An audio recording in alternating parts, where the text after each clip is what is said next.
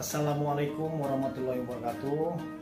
Selamat bergabung di Universitas Bandar Lampung, khususnya di Magister Ilmu Administrasi. Dan saat ini kita pertemuan dengan mata kuliah kebijakan publik. Namun baiknya sebelum kita melaksanakan perkuliahan, saya memperkenalkan diri dulu. Nama saya Elip Heldan. Saat ini selain sebagai tenaga edukatif di Universitas Bandar Lampung, saya juga sebagai PNS struktural yang saat ini bertugas di Badan Pengembangan Sumber Daya Manusia Provinsi Lampung. Background pendidikan saya diawali dari STPDN yang lulus tahun 1997. Kemudian dilanjut ke Universitas Gadjah Mada, yaitu Magister Ilmu Administrasi Publik. Kemudian lanjut lagi dengan S3 di Universitas Brawijaya, yaitu program Doktor Kebijakan Publik. Nah, untuk pertemuan pertama kali ini, sesuai dengan silabus, bahwa pertemuan pertama ini akan menjelaskan tentang tujuan mempelajari kebijakan publik. Kemudian akan menjelaskan definisi kebijakan publik, dan selanjutnya menjelaskan ruang lingkup kebijakan publik. Baik, kita awali dengan slide pertama ini. Apa tujuan kita mempelajari kebijakan publik?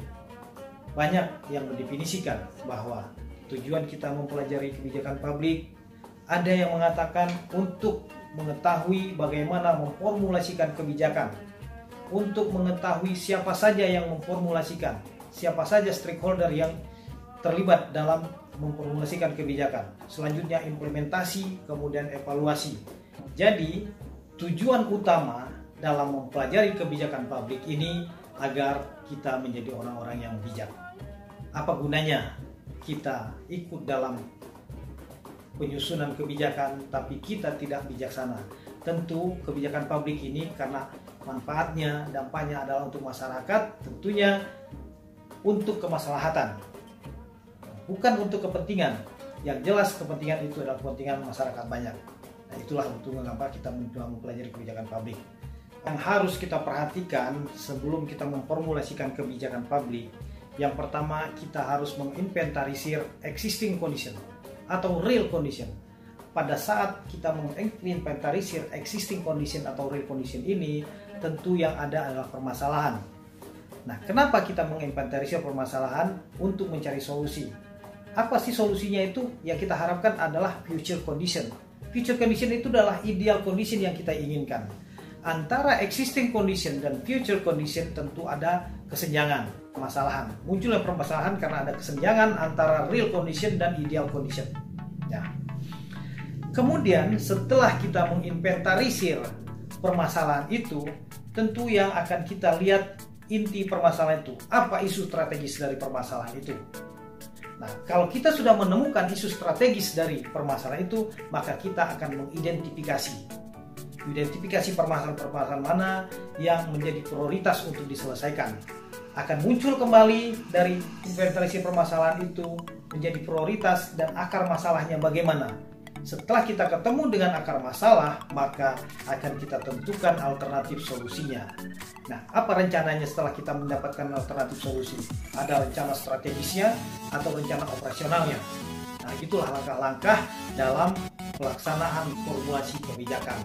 Baik, itu ya yang telah saya sampaikan tadi, bahwa untuk memformulasikan kebijakan publik sesuai dengan level dan tahapannya, mulai dari menginventarisir existing condition, kemudian menginventarisir ideal condition, muncul isu strategis, kemudian mengidentifikasi permasalahan, akar masalah, alternatif solusi, sampai dengan rencana strategis apa yang harus kita laksanakan.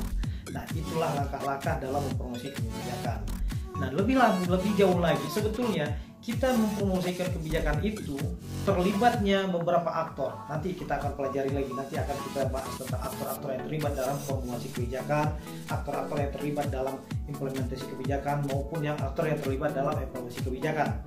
Namun, perlu kita ketahui bahwa membuat kebijakan publik itu paling tidak kita mempunyai langkah seperti itu. Belum lagi kalau memang ada proses yang lebih panjang lagi, belum lagi kalau kita memberikan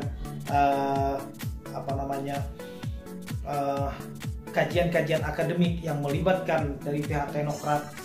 Nah, jadi banyak yang terlibat dalam kebijakan publik ini. Baiklah, untuk selanjutnya sesuai dengan silabus yang telah disusun bahwa pembahasan ini dilanjutkan dengan menjelaskan pengertian kebijakan publik. Banyak definisi-definisi yang dikeluarkan oleh para tokoh tentang kebijakan publik ini. Pertama, William Dunn. William Dunn ini memberikan definisi tentang kebijakan publik, suatu daftar pilihan, tindakan yang saling berhubungan yang disusun oleh instansi pemerintah atau pejabat pemerintah.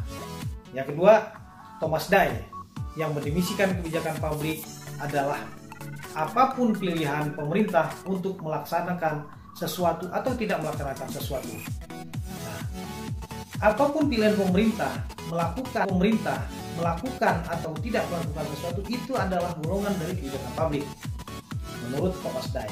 Kemudian menurut James Anderson mendefinisikan kebijakan publik adalah kebijakan yang dikembangkan dan oleh badan-badan atau pejabat-pejabat pemerintah. Artinya semua kebijakan publik ini semua terkait dengan pemerintah. Kebijakan publik adalah kebijakan yang melibatkan pemerintah untuk kepentingan masyarakat. Kemudian yang selanjutnya adalah David Easton yang mendefinisikan kebijakan publik, yaitu mengalokasikan nilai-nilai secara sah kepada seluruh anggota masyarakat. Dapat disimpulkan bahwa kebijakan publik itu adalah kebijakan yang terkait dengan pemerintah. Kebijakan publik ini dibuat oleh pemerintah dan berupa tindakan-tindakan pemerintah. Kemudian kebijakan publik baik untuk melakukan atau tidak melakukan sesuatu dan mempunyai tujuan tertentu. Dan ketiga, kebijakan publik ditujukan untuk kepentingan masyarakat. Itulah kesimpulan dari beberapa definisi yang disampaikan oleh beberapa tokoh tentang kebijakan publik. Untuk selanjutnya kita akan membahas tentang tingkatan kebijakan. Kebijakan ini mempunyai tingkatan mulai dari level negara atau secara nasional, kemudian ada di bawahnya pemerintah daerah yang terdiri dari pemerintah provinsi, pemerintah kabupaten. Ruang lingkup kabupaten pun itu ada ruang lingkup kecamatan, desa. Sampai dengan desa pun masih ada ruang lingkupnya, di situ ada lingkungan RT RW. Nah, kita bicara mulai dari tingkat nasional.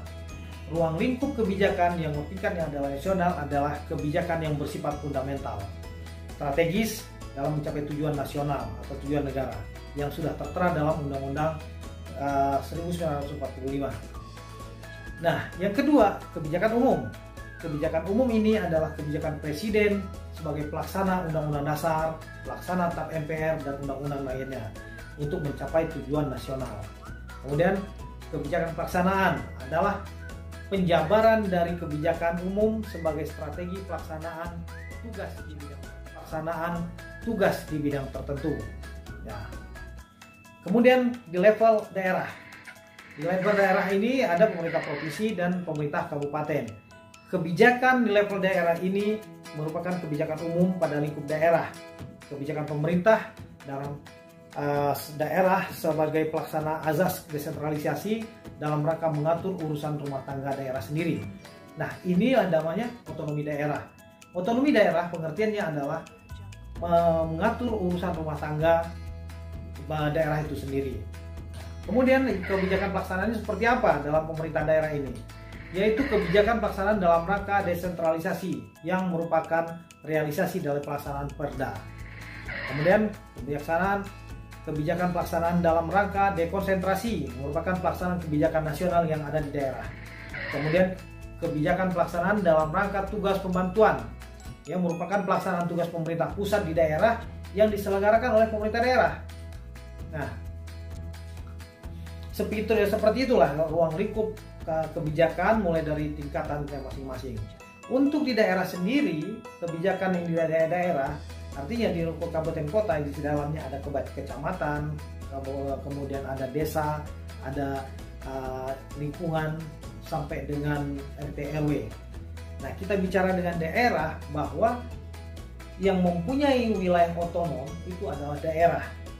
Dan dia mempunyai undang-undang sendiri yang mengatur tentang daerahnya. Nah, ada beberapa undang-undang yang merupakan penjabaran dari desentralisasi, dekonsentrasi, dan tugas pembantuan seperti dijelaskan tadi. Kaitannya dengan kebijakan mulai dari pemerintah pusat sampai ke daerah, ada beberapa tugas yang menjadi tanggung jawab atau kewenangan pemerintah pusat, ada menjadi kewenangan pemerintah daerah. Nah, kaitannya dengan kewenangan-kewenangan ini yang terimplementasi terhadap pelaksanaan kebijakan yang ada di daerah. Nah, itulah yang perlu saya sampaikan dalam pertemuan pertama ini, mulai dari tujuan mempelajari kebijakan publik, kemudian yang kedua bagaimana dengan definisi-definisi kebijakan publik dan bagaimana tingkatan-tingkatan kebijakan publik. Untuk pertemuan pertama ini kita cukup sampai di sini. Untuk berikutnya pertemuan kedua akan kita laksanakan di waktu yang akan datang. Terima kasih, mudah-mudahan ini bermanfaat. Pertemuan ini kita lanjutkan.